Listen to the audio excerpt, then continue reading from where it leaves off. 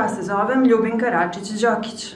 U Blicu radim na poziciji urednika Blica zdravlja, najmlađe rubrike portala broj 1 u Srbiji. U Blicu radim malo više od 2 godine.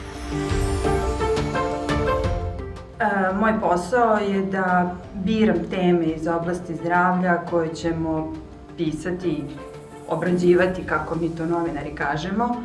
Fokus nam je najviše na prevenciji pojedinih bolesti, najpre oni koji su najučestaliji u našoj zemlji, ali i u svetu.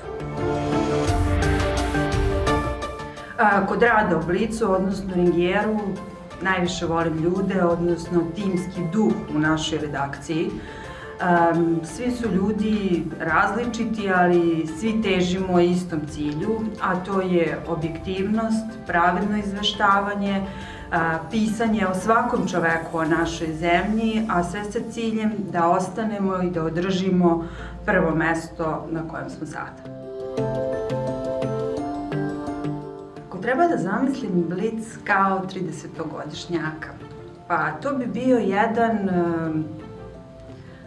mlad, odrastao, sada već zreo čovek, koji je ostvaren, koji je već uspešan, ali koji dalje teži da ostvari određene ciljeve, jer sam sebi uvek postavlja neke ciljeve, koji na tom putu postavlja standarde koji su nedostižni za druge, odnosno za konkurenciju, i za koje bi svi voleli da su on ili da su deo tima u kome on radi.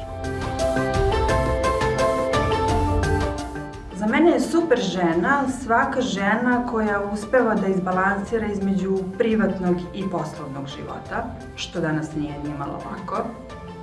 Super žena je za mene autentična, koja se podigne i kad krene da pada, koja je spremna na svaki izazov u životu, ali i koja ima poneki strah jer ipak je žena.